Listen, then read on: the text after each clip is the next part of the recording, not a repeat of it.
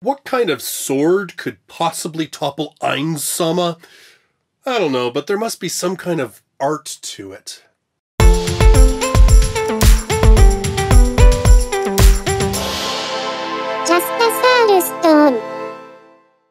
Hello everybody, and welcome to the weekly countdown of the top 10 best-selling light novels in Japan. This covering May 7th to the 13th of 2018. More interesting list this week. Actually there's two brand new titles on the list, which is always kind of fun. Some kind of really predictable titles hitting into that top 5. So let's just get right into it. At number 10, with 3,929 copies sold, Dungeon ni Deai wo Woto. Oh, I can't even say this. Is it wrong to try to pick up girls in a dungeon? Gaiden, or side story. Sword Oratoria, volume number 10. Now this one, of course, is licensed in English by Yen On. Let's see, they're going to be releasing volume number 6 on June 26th. So we're only 4 volumes behind, so we're not doing too bad with that one. Of course, there was a 12-episode anime based on this series that aired April to July of 2017. This one, Ise Wallenstein, the Sword Princess, is known as one of the most powerful warriors from one of the most powerful groups in the city of Orario, Loki Familia. With them, she ventures into the deepest parts of the labyrinthine dungeon beneath the city, stalking the monstrous denizens that lurk there and vanquishing them with the blazing light of her sword. But when she meets a certain white-haired boy, the encounter will change both of them forever. So yes, this is of course the side story that focuses very heavily on Loki Familia and features Ise Wallenstein as the main character. If you really felt that the main series, for as focal a character as Ise is in terms of Belle's obsession with her, and that she serves sort of as a focal point for him in order to chase after in terms of developing, if you ever kind of felt like she really wasn't developed that much or used that much in the main series, well, this one should help scratch that itch. The other thing, of course, that's kind of cool about this series is because it is Loki Familia, you get some more insight into the deeper levels of the dungeon. So there's a bit more dungeon diving, or at least, well, okay, I've only read the first 2 volumes, so I'll be honest, but there definitely does seem to be a lot more sort of focus on the dungeon aspect, as I said, especially with Loki Familia being able to go into the deep levels of the dungeon. So quite a bit of a different sort of take on the whole Danmachi storyline, and allows you to see a different side of it, to be able to see characters who are already very strong and part of this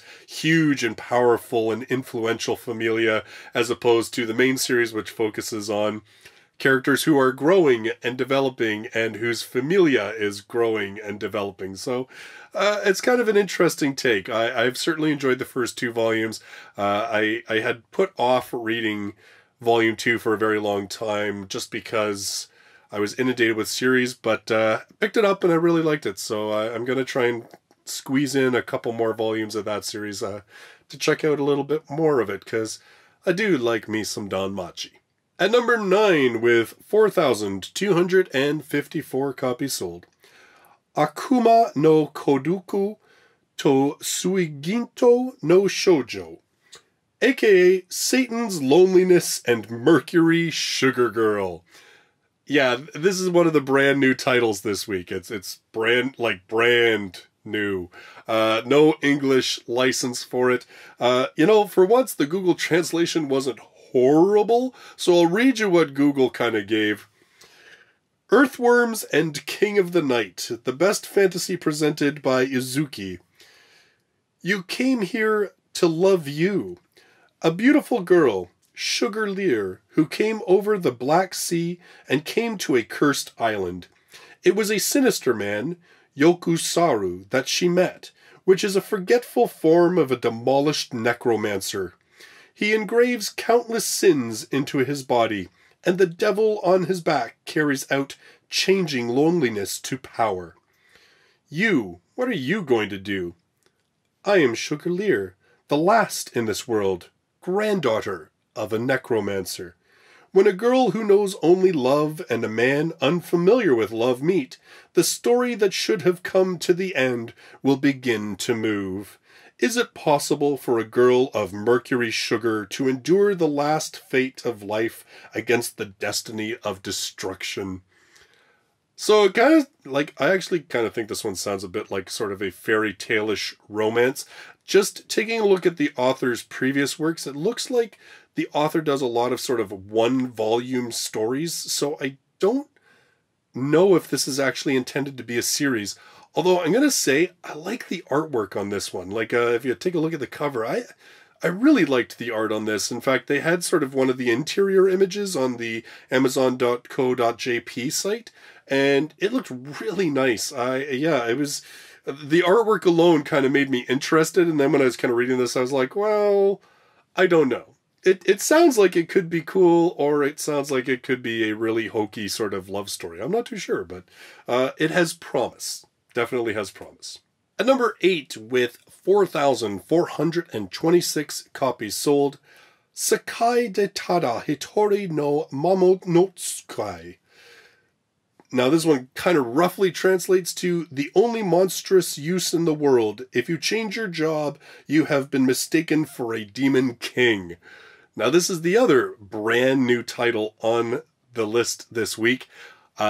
Again, this is one of those ones that when I looked at the author's other works, it looks like the longest that this author has ever done is like a trilogy, maybe 4 books, but really not like lengthy series, but they have done a number. So this is a author with previous writing experience. It's not like this is just some out of the blue writer.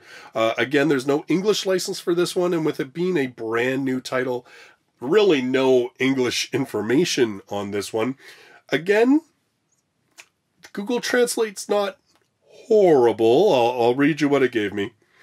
Once you change your job, you become a strongest husband who monitors demons? A man who was looking for a long time seeking a book of career change, Noah. It was he who rejoiced when he escaped from the current ranking Brave and its mission and was able to live a peaceful life.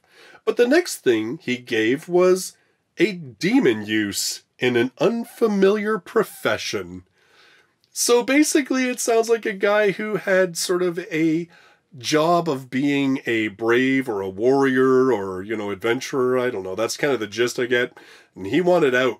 So he found a way to rewrite his fate, and it made him a master of demons.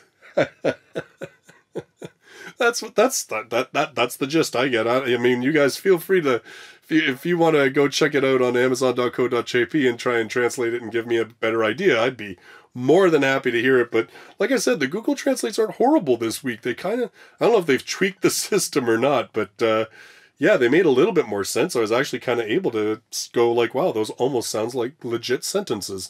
But yes, again, so this one sounds like kind of a harem-ish comedy is what I'm kind of thinking it's going to play out as. A guy with, although it does say he's going to be the strongest husband, so maybe it's not a harem. Maybe it's just him and one super hot demon girl. I don't know. I don't know, but it sounds like one of those series that if it was played out right, it could be actually really entertaining. At number 7, with 4,787 copies sold, a return title from last week, Naruto Shinden, or of course Naruto New. This one, as I talked about last week, it's sort of being done as an anniversary kind of thing, celebrating the 25th anniversary of Shueisha Jump J-Books. They're doing 3 volumes in this, focusing on Naruto, Sasuke, and who else is it? Shikamaru. So this one is basically focusing on Naruto and his daughter. As I said last week, it's entirely possible that these are light novels that we might get in English because Viz has done translations of other Naruto like official light novels. So maybe like this could be something to watch in terms in the next couple of months. This may be a series to watch for if you're a Naruto fan. Maybe something to watch for in terms of the licensing news that we may get out of some conventions and stuff. Like I said, I'd probably think more like summer because they're coming out May, June, and July. So it wouldn't surprise me if we wouldn't have an announcement, if they're going to make one, that it won't happen until after all 3 volumes are released. So it would be after the summer. That's my guess. We'll see if it's true or not. At number 6, with 6,229 copies sold, Volume 3 of Isekai Tensei no Boukensha, aka An Adventurer from a Different World. Wow, like you could not get any more straight ahead with that title, could you? Otori Tenma, who lost his parents and was raised by his grandfather's and grandmother's friends who are living in the countryside, loses his life at the age of 25. A god of a different world called out to the ghost Tenma. This is a story about Tenma, who is liked by multiple gods of reincarnation, receives multiple cheats, and lives a second life in another world. Like, this has got to be one of the most straight-ahead reincarnation isekai novel novel descriptions I think I've ever read. Guy dies, gets reincarnated with cheats. End of story. But I'm curious about the whole liked by multiple gods of reincarnation. So does that mean he gets reincarnated multiple times? Or does that mean, like, multiple gods get involved in his reincarnation, which is why he ends up with cheats? I'm not too sure. There is no English license for this series. And this sort of very bare bones description comes from Novel Updates. At least there was some information about it out there in English. So if you know something about this series that, particularly about why it's even interesting, I'd be really happy to hear about it in the comments down below. At number 5, with 7,297 copies sold, volume number 11 of Legend. I think this is like my favorite light novel title because it is like just so super easy. There is no English license for this series, which I'm kind of surprised at this point. Not like, I think only because I have done this list now for, well, I guess I'm coming up on about 10 months that I've been doing this list. And every single time there's a new volume of Legend, it's on the top 10. Like, obviously this series does fairly well. And yet, it is just not a series that I see a lot of information or people hyped about or anything about in English. It's just kind of strange to me. Reiji Saki, who lives in the northern eastern countryside town, lost his life in an accident during summer vacation. But before he knew it, a mysterious ball of light hovered in front of his eyes in a world of whiteness. That ball of light was a magician from a parallel world, and it was looking for a person qualified to inherit the magic they had created to prevent it from being lost. Reiji, who rode on that suggestion, now lives in the parallel world Elgin, with a new body and powerful magic power. Yeah, I mean, again, like, this is one of those series that it sounds like the setup that you read sounds fairly straight ahead. But again, I mean, fairly popular series just based on the fact that it keeps it in the top 10. It's into 11 volumes, into the double-digit volumes. And yet it just seems to be one of those series that's just kind of like under the radar a bit. I don't think there's been an anime for it. Like I said, you don't hear a lot of sort of talking about it. I'd love to hear more about it. If you're familiar with the series at all, feel free to leave that information in the comments. Just, again, like, these are series that they keep coming up, and I'm curious about them because they keep coming up, but there's not a lot out there to sort of just kind of give you, like, what is cool about the series. Like, why are there people that are so into it? And that's the information that I'd love to learn. At number 4, with 8,025 copies sold, Meitantei Conan Zero no Shikkounin. Detective Conan Zero the Enforcer, the movie. adaptation of the 22nd Detective Conan film, which has hung on this list for a long time. Somebody was telling me, though, that apparently Detective Conan is ending, and that's perhaps why this is having a real surge of popularity. Which I kind of surprises me and doesn't surprise me, right? Like, surprises me just because it seems like this one's gone on forever and is nothing but pure cash cow, but then doesn't surprise me because it's kind of been going on forever, and maybe the author's just darn tired of doing it. I don't know. But in any case, this one we've talked about for weeks now, because it's been on the list for weeks now. We will probably get this movie licensed eventually. We were talking a little bit about this, the whole Funimation Crunchyroll thing. Somebody was saying that they think that Funimation held the rights for like the first 100 episodes or something, because those have disappeared off of Crunchyroll, but the later episodes are still on Crunchyroll, like being simul-subbed and stuff. So I'm kind of wondering if Crunchyroll's done their own deal for the later episodes. I'm not too sure. It's not a series that I've really gotten into, so I guess I haven't really invested a lot of energy in figuring it out. But, feel free if you have any inside track on that one. Let me know in the comments down below. At number 3, with 13,267 copies sold, Volume 13 of Overlord. Yes, Overlord, 2 weeks, very powerful at the top 1 spot, but has been dethroned this week. I don't think any of you will be too hurt about what dethroned it, because it's obvious that it was going to knock anybody out of the top spot. But take heart, 3 weeks, and it's not even 3 weeks, because I think the first list this appeared on, it had only been out for a day or two. Overlord has sold over 184,000 copies in that time since it released. So Overlord doing phenomenally well, apparently. This one, of course, we do have licensed in English. Volume 7 coming out on Tuesday, I believe it actually is. So that's going to be pretty awesome, because I love me some Overlord, so I'll definitely be picking that one up. Also have the manga licensed by Yen Press, and of course the anime. We've had 2 seasons so far, covering up to volumes number 6, and in July we are getting a 3rd anime season for Overlord. So this one just keeps on trucking, and like I said, that doesn't hurt my feelings at all, because I really like this series.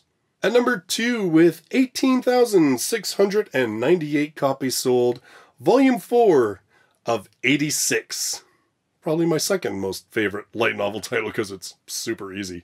This one, no official English license, which I wonder if that's going to change, because this one was like number 2 on the Bunkobon Kono light novel Gasugoi listing of this year. The Republic of San Magnolia. For a long time, this country was attacked by its neighbor, the Empire, which created a series of unmanned military vehicles called the Legion. In response to the threat, the Republic successfully completes the development of similar technology and deflects the enemy's attack, having managed to do so without casualties. But this is the official version. In fact, there were victims.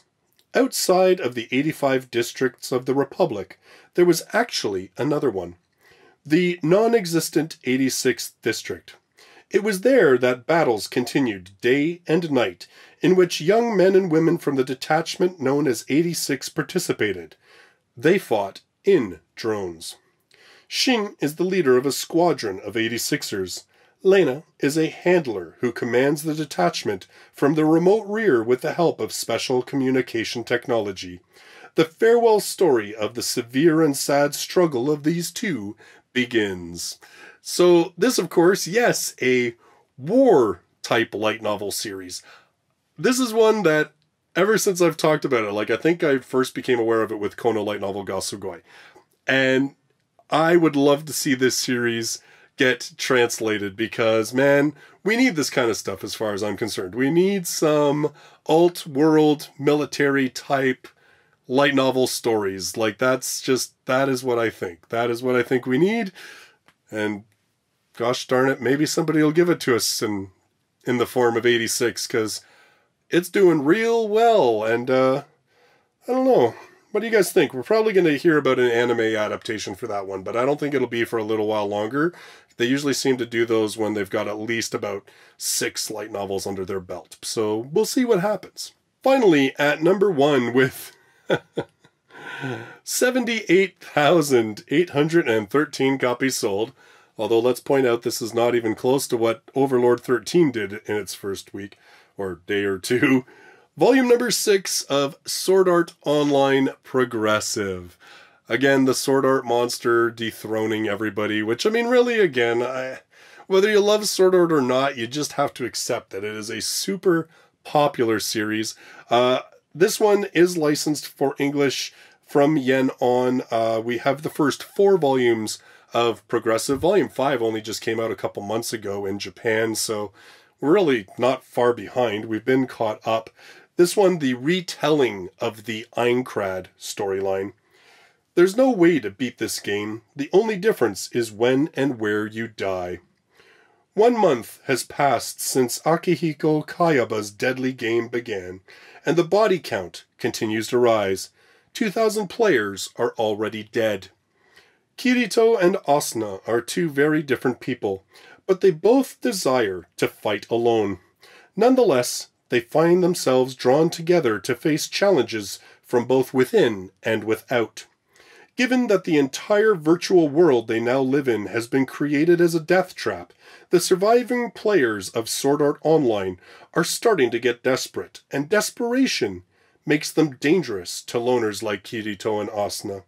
As it becomes clear that solitude equals suicide, will the 2 be able to overcome their differences, to find the strength to believe in each other, and in so doing, survive? Sword Art Online Progressive is a new version of the Sword Art Online tale that starts at the beginning of Kirito and Asuna's epic adventure on the very first level of the deadly world of Aincrad. Now, I've only read the first volume of Progressive, and it is so much better than the Aincrad volume in the main Sword Art Online series. And actually, it's really funny. I was going to leave this until I was thanking my Patreons, but this week, Volume 2 of the Light Novel Podcast is coming out, and we talk about Sword Art Online. We kept it to only Aincrad and Fairy Dance, because we were like, oh my god, it'll go on forever if we try to involve more than that. But we actually had some really good conversations. Nobody got hurt. There was some heated topics, but nobody got hurt. But that is one thing that we did point out, is that Progressive was started by Kawahara a good number of years later than he did Sword Art Online, the original series, and you can really tell his progress as a writer in that series. Like, it is... Like, the first volume, I was really blown away by just how much better it was in terms of portraying these characters that, until then, I kind of felt were a little wooden and, very non-dimensional. So Progressive, not surprised to see it doing well. Little bit worried about the fact that they're on volume 6, and I think somebody was telling me that they're only on, like, the 6th or 7th floor.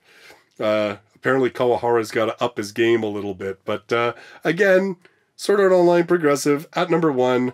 I don't think that's really going to be shocking to anybody, because, man, Sword Art just keeps on selling. This week, I want to say a very special thanks to Ola OJ the Bull, Jean-Luc Chartier, Ricardo Matos, Renzaz, and Alex Y. for their support on Patreon and for the support of all of my patrons. Like I said, the Light Novel Podcast is officially a thing. We do have episode 1 already on this channel, if you haven't seen it. And volume 2 will be coming out this coming week. And like I said, we get into Sword Art Online. And it was a lot of fun, and it was like long, like over 2 hours. It'll be interesting to see what it actually ends up being once I kind of edit it a little bit. But it's going to be a long episode, and I'm pretty sure that for those of you who managed to listen to the whole thing, you'll probably have a few comments to add when all is said and done. So I really look forward to your comments on that one. So those are your top 10 best-selling light novels in Japan for the week of May 7th to the 13th of 2018. As a little side note, if you're in Canada and if next weekend you happen to find yourself at Anime North, I'm actually going to be there on Friday night, May 25th. I'm going to be doing a light novel presentation very late. It's like 11 o'clock at night. I'll be posting all this stuff on Twitter if you want to check it out. And then I'm also doing 2 writing panels on Saturday at Anime North. So just as a little shout out, if you're there and you see me wandering around, feel free to come up and say hello. I'd love to meet some of you there. So if you're brand new to the channel and you love light novels, you should subscribe. I do this countdown every single week, as well as doing a weekly review of 2 to 3 light novel volumes. Thank you so much for joining me in this video. I look forward to seeing you in the next one. Till then, bye-bye for now.